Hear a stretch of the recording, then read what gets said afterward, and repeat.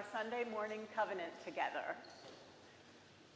Love is the spirit of our people, and service is our call to build the beloved community, to seek fuller truths in love, to dwell together in peace, to offer aid and affirmation, and to tend to our mutual well-being.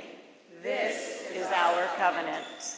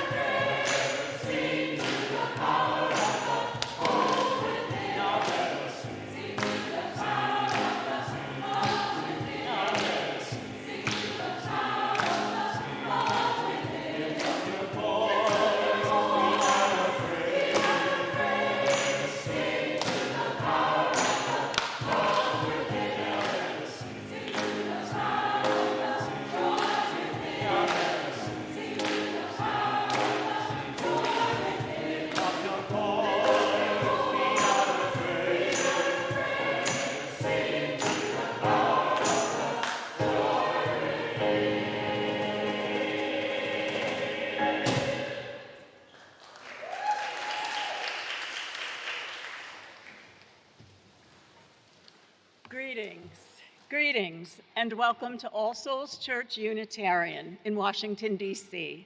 I'm Shari Gilbert, she, her. I'm your worship associate today.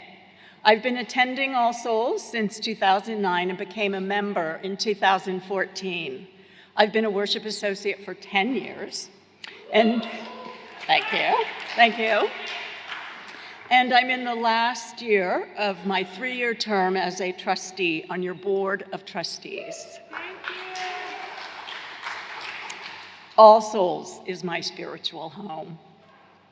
Unitarian Universalists and we here at All Souls are fierce allies and supporters of our sisters and brothers, including our BIPOC, non-binary, straight, gay, cisgender, white, trans, Jewish, Muslim, elder, younger, Buddhist, Midwestern, married, or single brothers and sisters.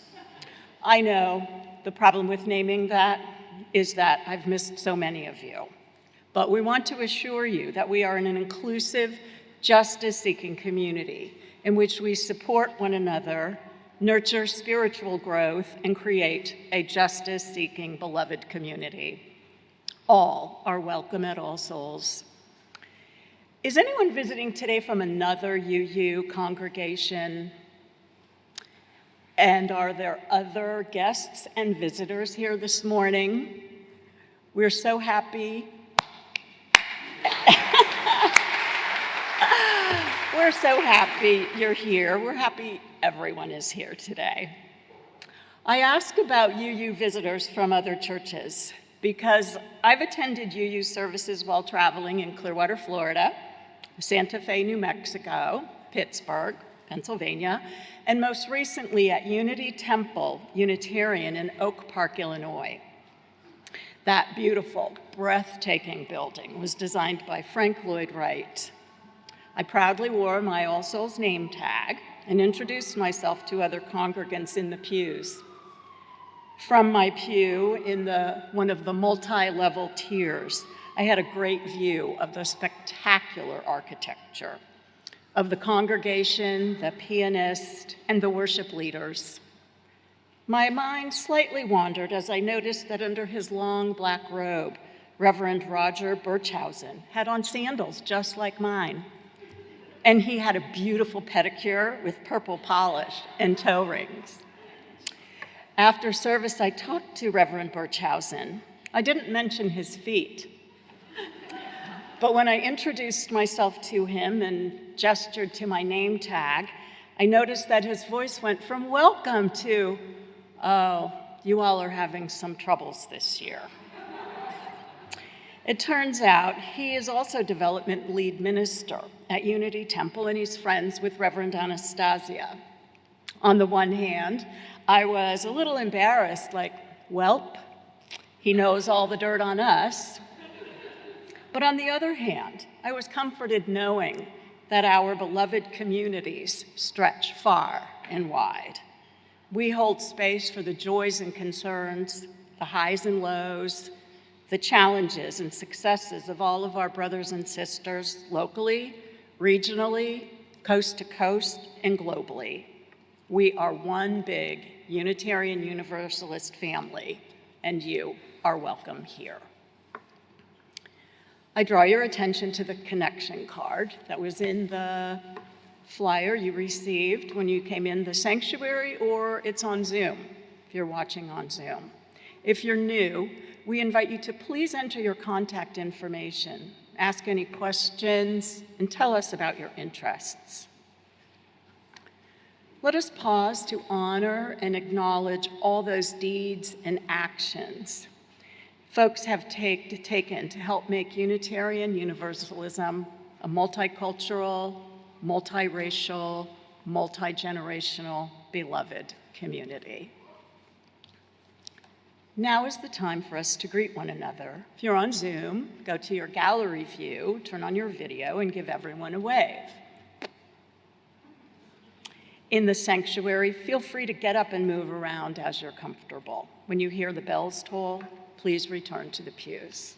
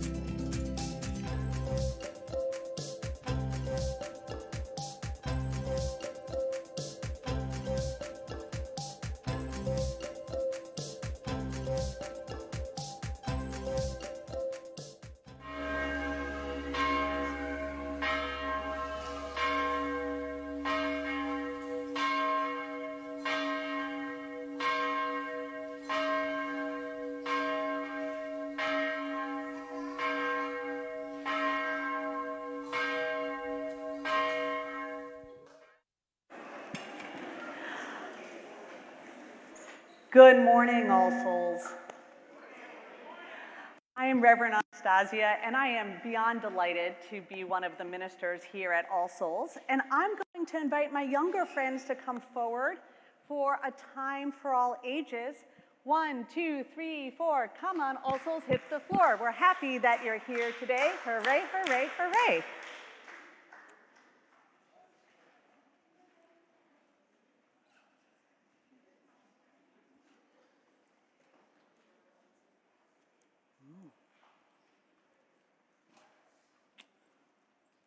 Hello, hello. So the story that I'm going to share with you this morning is an old story. I don't know exactly when it began, and it's told in different faith traditions, but normally it's told within the Christian tradition. But I'm going to do a little midrash, and a midrash is a Jewish word that says, I'm going to tell the story a little bit in my own way. So I'm going to do a Unitarian Universalist midrash on this story. Once upon a time, there was a minister of a great church. And this minister was a very faithful man. All his life, he paid attention to what God required of him. To serve people, to follow God's teachings, and to revere God. And in particular, he studied about God's great miracles. One morning, it was all over the news. A hurricane was coming to his area. We're pretty lucky, we don't get hurricanes here very often, right? But a hurricane was coming to his morning, and as he turned on the morning TV shows, there was Al Roker. And Al Roker was saying, you have to get out of the area if you live here. There's evacuation notices. This storm is going to be really bad. Please leave. So the minister finished his breakfast, packed up what he needed, and headed to his church. And there he began to pray for himself and for his community through the storm. And don't you know what happened? A huge storm came, a terrible hurricane. And it created so much water that it not only rained on the city, but it caused the waters nearby to swell. And so water began to rise. And the minister said, good thing I know my way up to the bell tower. And so he climbed up to the roof, not quite the bell tower yet. And there he sat, praying for God to come and save him. Now, there were other places nearby and neighbors, and some of them also knew what was happening and were differently prepared. And so one of the neighbors that he knew through the ministries of his church came by in a motorboat and said, Pastor, this storm is really bad. The roads are impassable. Get into my boat, and I will take you to safety. And the minister said, thank you, friend, but no worries. God will save me. And the storm continued, and the levees that held back the water broke, and more water came in. And now they were really up to the roof of the church. And even with the strong winds blowing, the minister could hear whirl, whirl, whirl, whirl, as this helicopter came down, lowered a ladder to him, and said, please, we are the last opportunity. We are here to save those who could not save themselves. Please climb up the ladder and onto the helicopter, and we will take you to safety. And the minister said, thank you for all you do. I'm good. God will save me. The waters rose even more, and the winds blew. And the next place the minister found himself were before these pearly gates, where this luminous presence stood and said, beloved, why are you here? Said God. And the man said, yes, God, why am I here? Why didn't you rescue me? I learned all about your great miracles. I was faithful to you the whole time. Why did you not rescue me? And God said, beloved, I sent you Al Roker. I sent you a motorboat. I arranged a personal helicopter. Why are you here? And the man looked at God again and said, yes, why am I not here?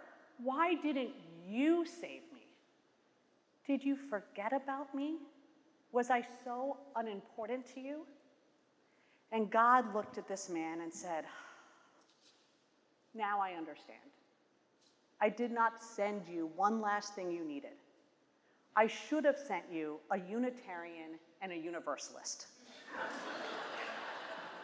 A Unitarian, so you knew to look for me within inside every other human person, because I reside in the goodness of people. And a Universalist to remind you how precious your life is to me always.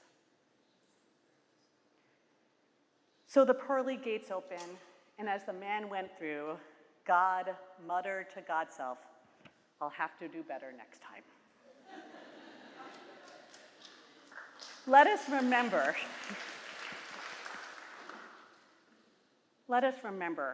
to look for the holy with one another and to remember how deeply we are loved.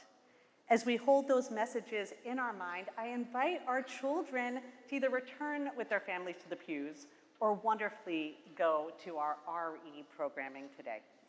Let us hold these messages as we sing them out to Sia Hamba. Sia Hamba Pukenyen Kwenkos.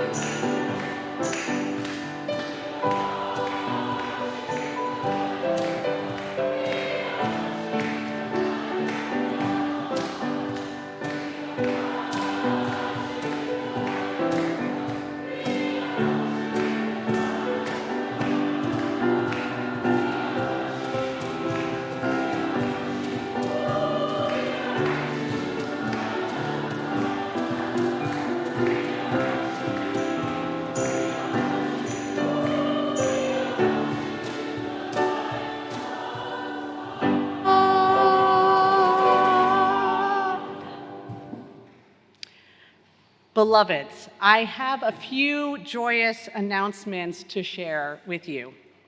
One is we're deeply appreciative of all those people who have already attended one of our processing circles around our history of harm, conflict, and failed accountability. And because of growing interest, we have added 2 new opportunities to join the conversation. One is today in the library. There are about 5 spots left. So if you would like to come and see and join us today, you're welcome to. And then also on August 30th, we have another opportunity for you to join. That's Sunday, August 30th, after church. And we may continue to offer additional opportunities to join one of these important and held and thoughtful and loving conversations. So please, if you haven't yet joined, or if you want to come again, please be on the lookout for that and sign up via the link in our weekly e-news. I also want to share with you, if you have a young one in our congregation, so someone under 18, religious education registration is now open. Yay!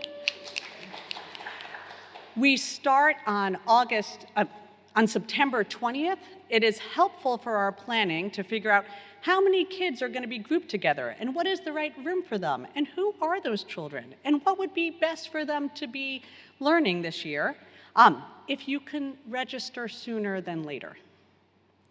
We also have a link this year for those of you who are non-parents to register to volunteer to serve with our children and youth. If you want to be with curious, fun, wholehearted people who are not afraid to let their feelings out and let you in, I encourage you to volunteer and help make us truly a multi-generational, beloved community. I've never heard anyone regret saying yes to this invitation. And now it's my particular delight to introduce to you two people who are recently come into serving our community or returned to serving our community, and particularly will be serving with our religious education community. It is my delight to introduce to you Julia Landis, who is our new religious education program manager. Julia brings a warm personal presence along with an organizational focus and care that this role was designed to provide. She is not only a lifelong UU and OWL-trained facilitator, but she is also someone who has led youth service programs and organized Habitat for Humanity builds and knows how to pull teams together to accomplish the tasks and build community as they are seeking. In this role, she will provide overall leadership and coordination for our RE program, working closely with our staff, volunteers, families, and committee to create a welcoming and well-organized and spiritually meaningful program for our children and youth. We are thrilled to have her leading this work, and we are very confident that she will help make this a wonderful year. I want to invite her forward to introduce herself so we could welcome her more fully. Thank you. Thank you all so much. Hello, my name is Julia Landis. I use she, her pronouns, and as Reverend Anastasia said, I am a lifelong UU. I come from the Unitarian Universalist congregation of Charlottesville, where I myself came up through their religious education programs. I really discovered who I am as a person, as a Unitarian Universalist, through the service opportunities, through the religious education that I participated in my youth and in my teenhood, childhood.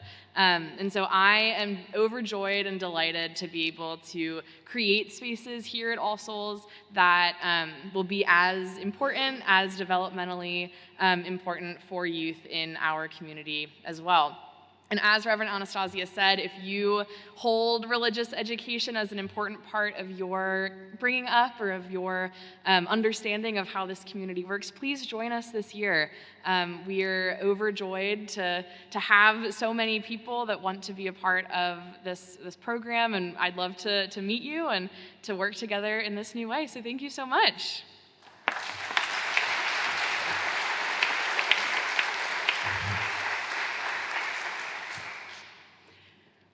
When we designed the religious education program manager position, I knew that someone like Julia was out there.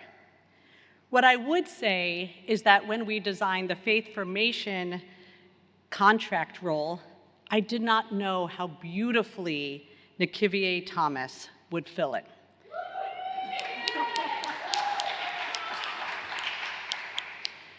I am so thrilled that she is returning to All Souls. Nakivier spent 7 years on our RE staff, taking on increasing responsibility and leadership during a time of both attendance growth and significant program and community flourishing. She was beloved here during that time, as I could tell by the number of people who lit up and hugged her as she came in, and we are so glad to have her back.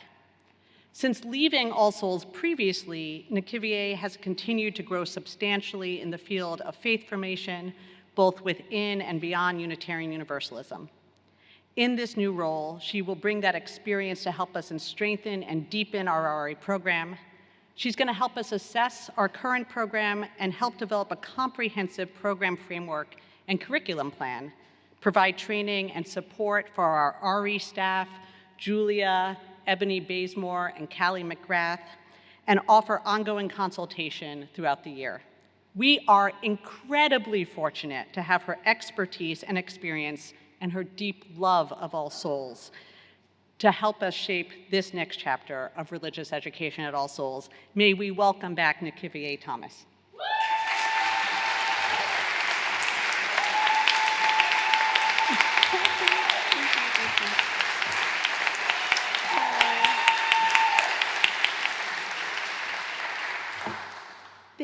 Oh my goodness. Thank you all so much. I am I am honored to be back here. I don't have a speech prepared, but All Souls is a very important community in my life. It is where I became a professional in family and community engagement before we had a term for it. And so I am so honored to be back and to take all of the experience that I had from All Souls and all over to different congregations and at the regional and national level in education equity and bringing it here to help All Souls, to usher All Souls into the next chapter of faith formation. So I'm honored. Thank you.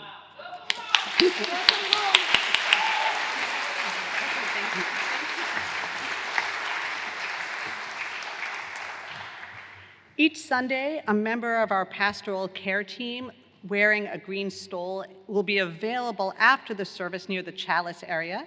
Today's pastoral associate is Kathy Ferger, if you would value a listening ear or accompaniment.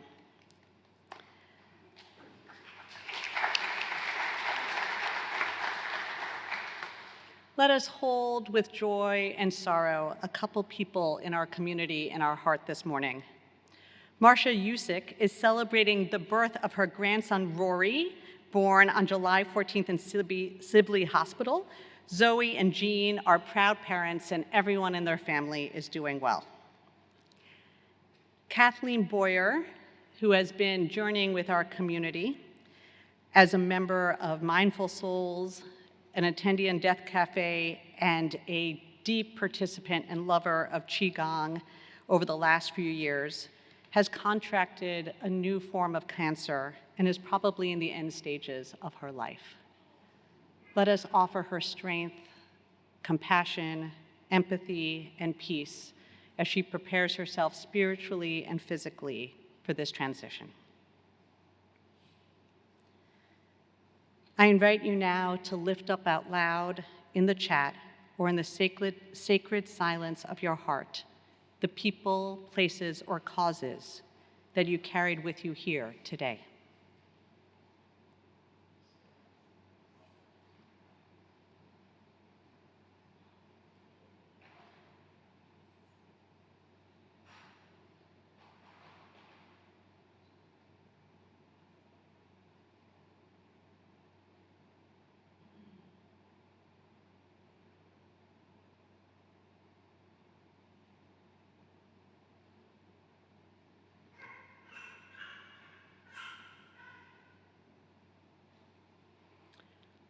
On this last Sunday of our Story and Song series, as we've been appreciating how music has helped us navigate some of the most tender transition moments in our lives, let us take a moment to reflect on how music has come to us across the different generations of this room.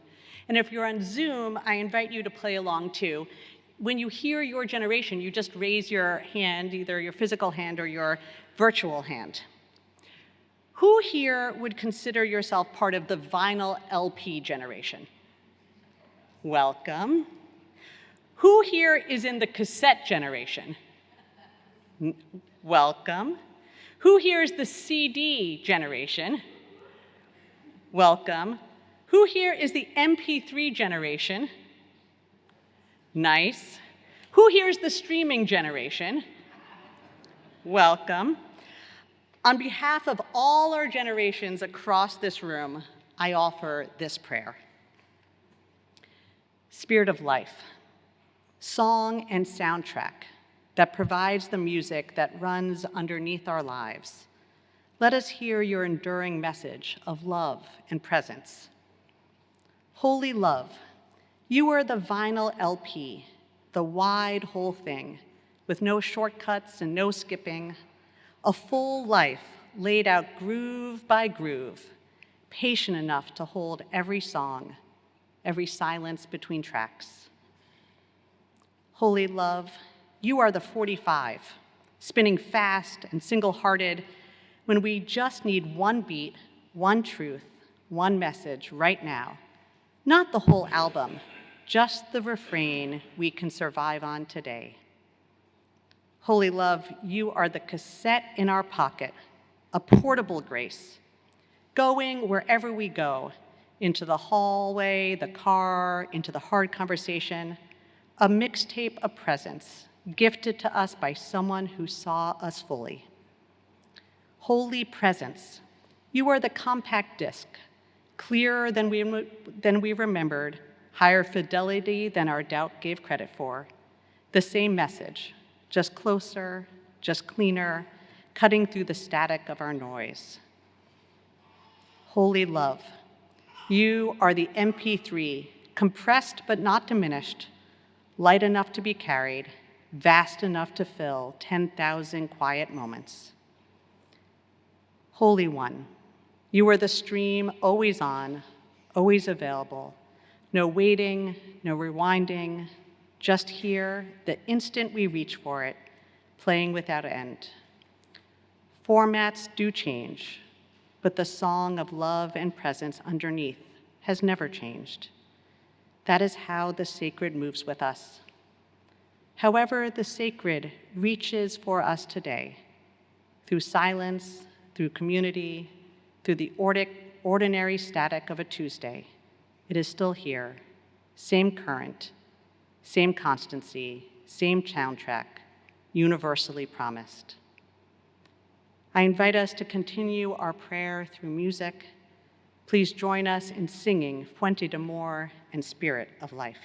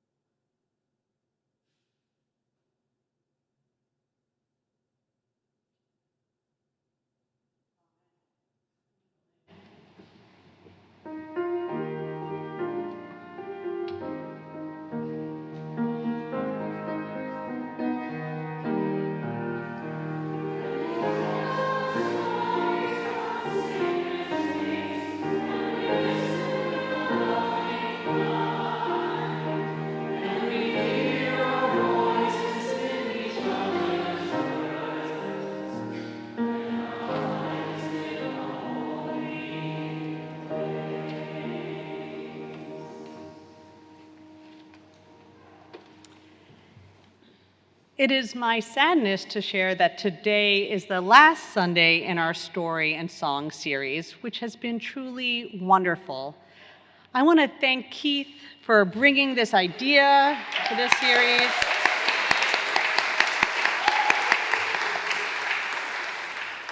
And for each of the people who have contributed their story or song or somehow brought it to life over the last 4 Sundays. So thank you.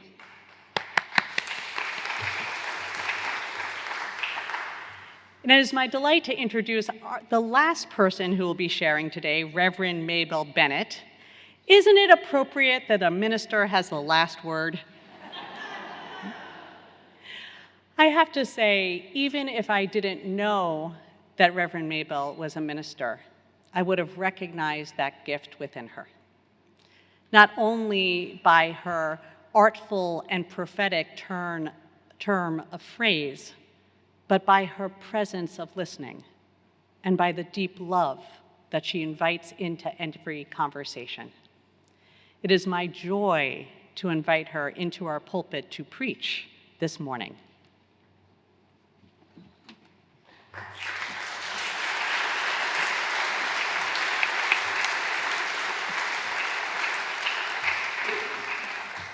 Good morning, All Souls. My name is Mabel Taylor Bennett, and my pronouns are she, her. I didn't realize I was preaching. I thought I was just, bringing a story. You can try not to. I can try. You can try not to. Won't work. But I welcomed being invited this morning to share how music has brought me through difficult times in my life, and I hope I can do this without breaking down. And give me a little moment, because I'm going to have to get it together. But as I was putting together my thoughts, it occurred to me that the soundtrack of my journey reflects changes in my consciousness. And it includes contemporary gospel, Negro spirituals, and traditional Christian hymns. One of the most difficult times in my life occurred 34 years ago, following a diagnosis of a fatal disease that has no cure, but that can be effectively arrested using lifelong treatment. And at the outset, I just wanted the disease to disappear. And I remember holding on to a song that I heard sung by Yolanda Adams, "Take Away." In that song, she says to God, "Take it away, anything that displeases you. Take it away, remove all doubt, all insecurities, all hate, all fear." But what happened for me was that as I embarked on my treatment and began to get better, I came to understand that the relief from this condition is a process. It wasn't something that could just be magically removed. It wasn't snap, crackle, pop. You couldn't do it that way. And it required a change in my consciousness, a change in my behavior, a change in my thinking, and a change in the relationship between myself and what I perceive to be a God of my understanding. Now, I was raised in the Catholic Church, and they say you never burn the bridge that brought you over. So, I don't. And I thought I had an understanding of who God was, or who God is. I became familiar with the church's doctrine and dogma. I went to Sunday school and learned catechism. And I experienced the sacraments of baptism and penance and Holy Communion and confirmation and matrimony. But I don't think I ever grasped the notion that there was a supreme power that dwelled within me. and that divine presence was here as well as within each one of us. And so sometimes I use the word God as a linguistic placeholder for mystery, because I don't know about the mystery, and I am continually exploring it, right? That internal source of mystery and its presence is palpable. I can feel it. I'm living proof of it, or else I would not be standing here talking to you good people, for real. And when I think about that presence and how palpable it is, another song comes to mind. Many of you are familiar with it. Great is thy faithfulness. And I tear up, which I might do before I finish talking, every time I get to the phrase that goes, all I have needed, thy hands have provided. Great is thy faithfulness, Lord, unto me. That was part of my soundtrack. And I held on to that puppy for a long time, and I still do. What you should know is that I'm not on this journey alone. I am supported by a robust recovery community, and I belong to a faith community that encouraged my healing and loves me through it. I'm using present tense, loves me through it. I became very involved in that faith community, participating in its group meditations and retreats, becoming minister of music, then becoming pastor for 10 years, after which I thought I was retiring. I found out you don't quite retire when you're pastoring, especially a small community. And now I serve as its president of the board of directors. This is a non-traditional Christian community whose primary spiritual practice is meditation, and the absence of whose traditional Christian dogma and doctrines might lead some to believe that we're not Christian at all. But that's a topic for a different conversation. Because my healing is a lifetime process, it's something that I have to commit to every single day, and it is based on the maintenance of my spiritual condition.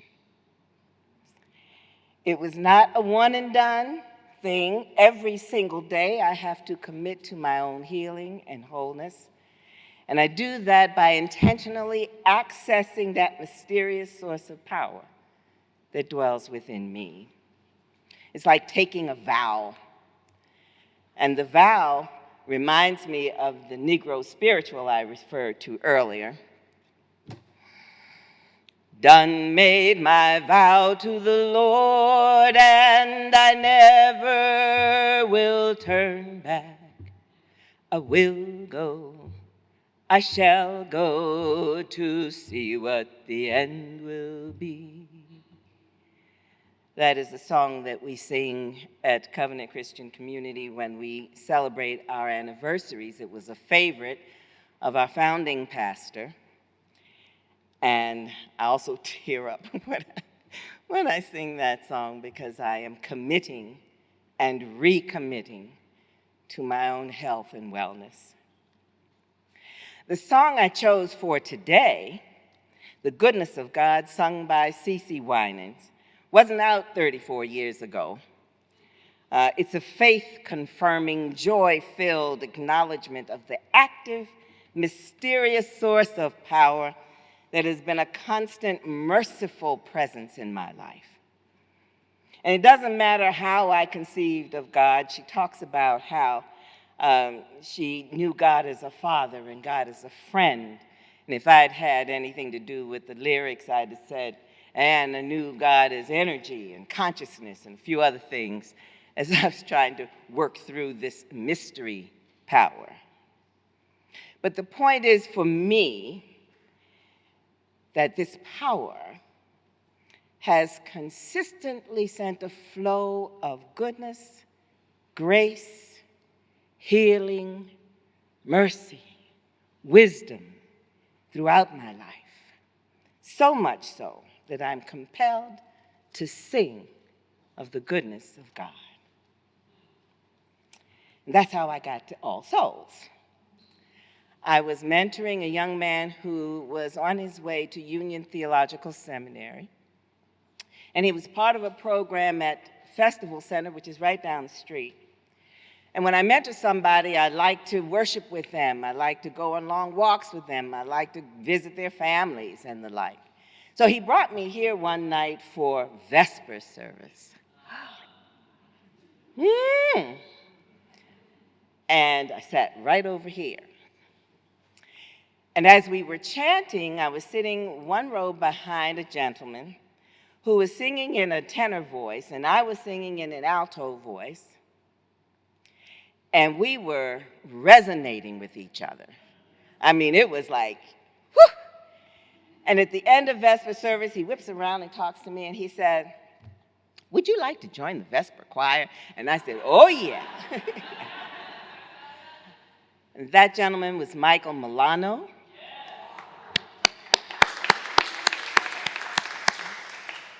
He introduced me around, and there it was. It was all over. That was in the fall of 2016. And I became a member of All Souls in 2021.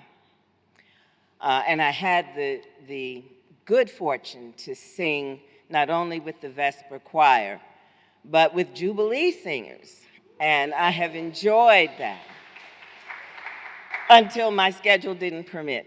And then when Keith came, I started singing with By Your Side singers when my schedule permitted and when I was in town. The long and short of it is that All Souls has been a major gift to me. It has given me an opportunity to sing of the goodness of God, to be part of a community that is loving, multiracial, multi-generational, that enjoys and practices the silence, which is very much a part of my own spiritual path, and that lifts up its voices to sing of the goodness of God. And so, that's all I have to share today. Thank you.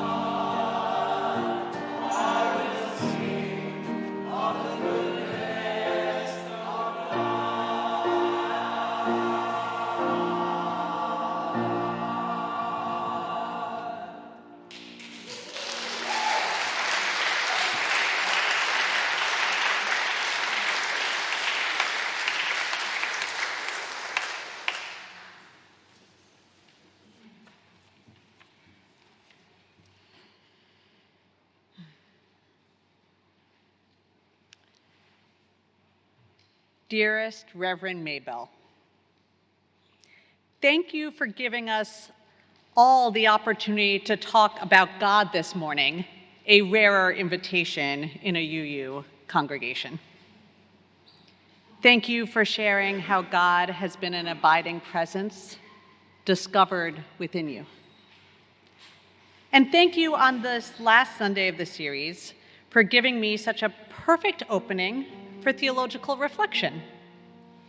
Your words reminded me of William Ellery Channing, often called the father of American Unitarianism, who arguably gave the most important Unitarian sermon ever preached in 1819, entitled Unitarian Christianity.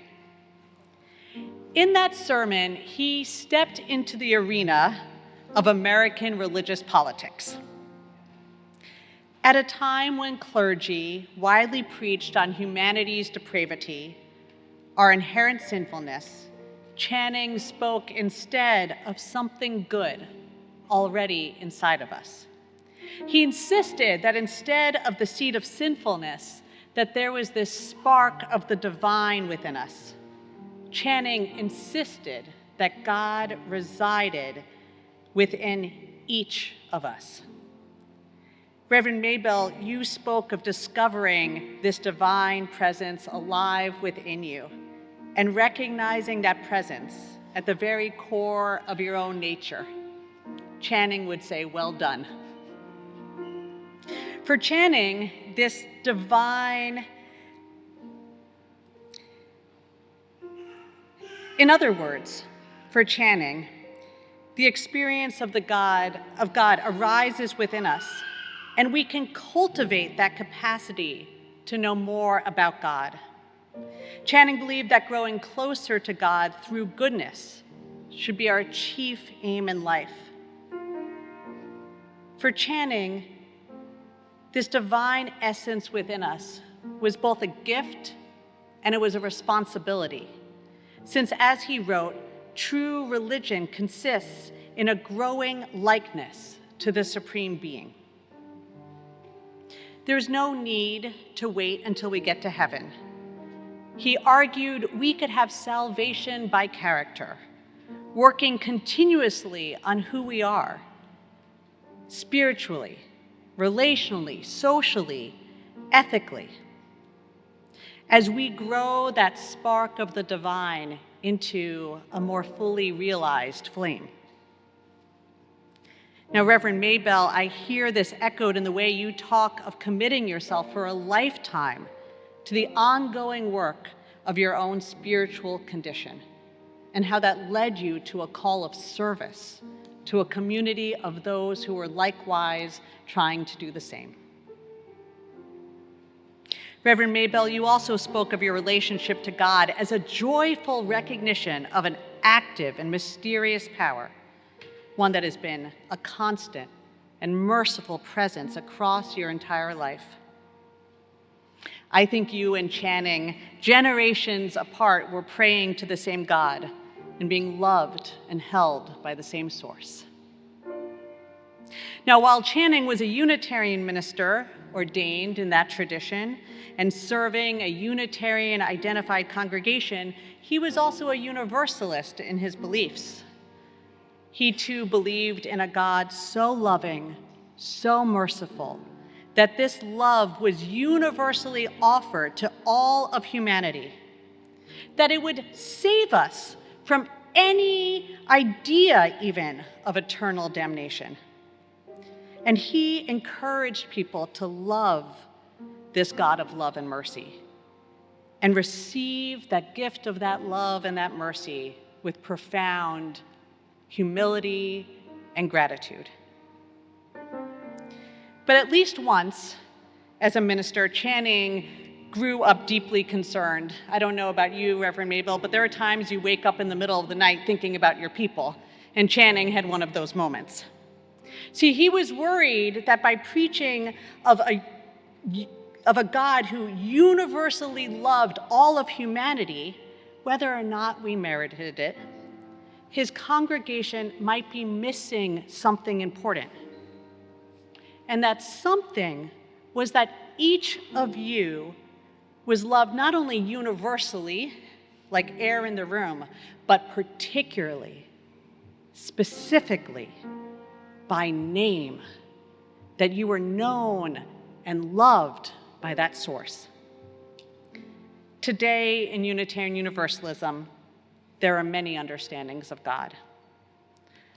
Or for our ultimate concern, as there are people in this room or that fill the Unitarian Universalist congregations across the world. But still, we know that that word points at something. Some find comfort in a higher power, as in the 12 steps, something bigger than us that helps and supports us when we cannot go it alone. Some people don't believe in God at all, so they speak instead of the source of inherent worth and dignity that we affirm as Unitarian Universalists, or of the potential for justice and love already inherent in the human heart, a possibility we spend our lives striving to meet. Some affirm a living essence of goodness within the natural world itself, one that gives plants and animals and ecosystems a dignity that does not derive from us. What all these beliefs share is a single realization. Sometimes, despite all that we have been gifted, we still need more help. Sometimes because of our struggles, and sometimes because of larger forces that we are caught up in, we cannot make our way alone. Not always, beloveds, not always on our own. Whoever we are, whatever we have been gifted with, we will have moments of struggle and grief and hope and need, and in those moments, our faith reminds us to connect to both what is within us and the great mystery beyond us. We sometimes need there to be a love so big that we cannot see all that it encompasses. A love that will not let us go. A love we might not always understand or be listening for. We might not always have our soundtrack running. But still, it is there, getting us through the hardest times. And so today, and as a community in the days ahead, may we cultivate an awareness of this love. May we rely on it, trust it, extend it. For this is the love that we have been promised. May it be so, and amen.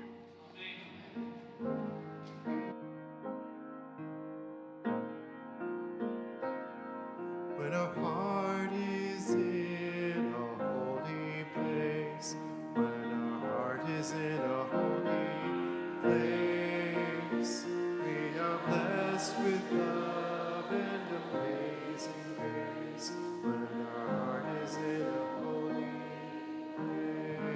place, when our heart is in a holy place.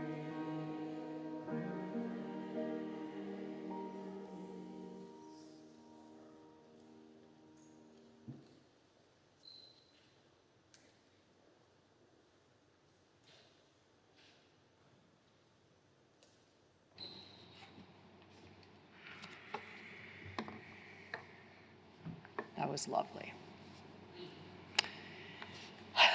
I'd like to draw your attention back to the connection card and to this week's reflection question. As the music plays, you're invited to contemplate and reflect on how you would answer this question. What have you found most useful in transforming your aspirations into achievements? You can use this time to complete both sides of the card. Thank you.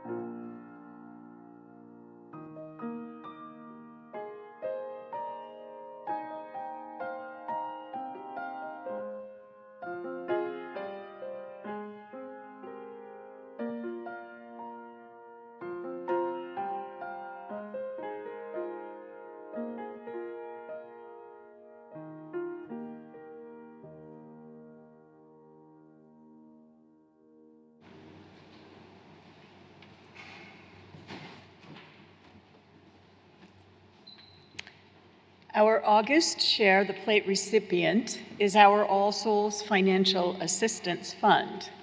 This fund provides critical funds for those who are unable to pay for their most basic needs: food, medicine, rent, transportation, diapers, utilities, and other critical items.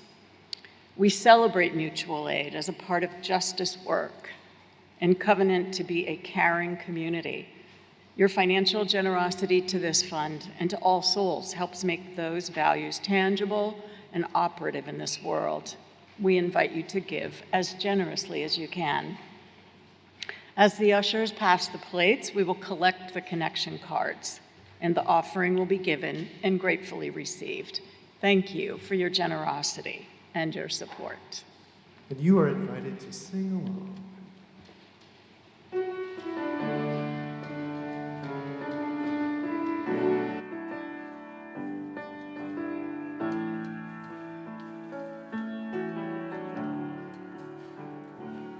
I am open and I am willing. To be hopeless would seem so strange. It dishonors those who go before us. So lift me up to the light of change. There is hurting in my family.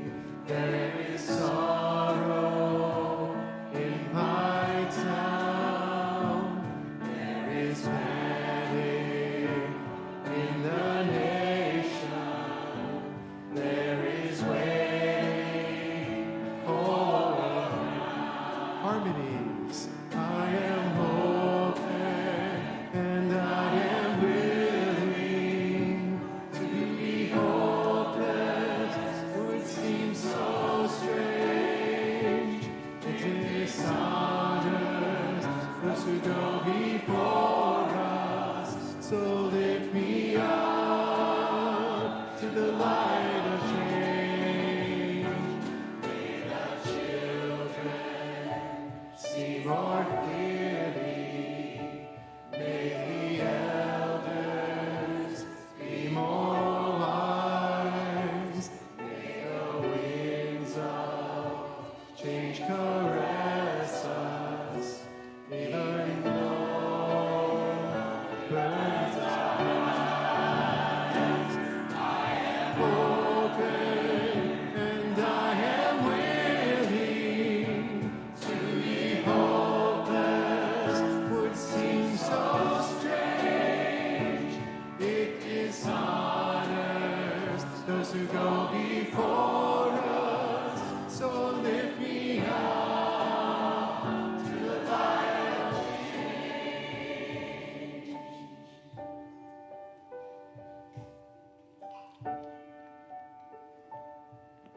Beloveds, within us is something so holy, a love and a goodness and a hopeful kindness. May you cultivate that and grow it so it shines from within you upon all those you meet. And may through your presence, people believe more in love, believe more in hope, believe that they are not alone. May this be how we are known in the world. May you feel that love today. Amen. Give me a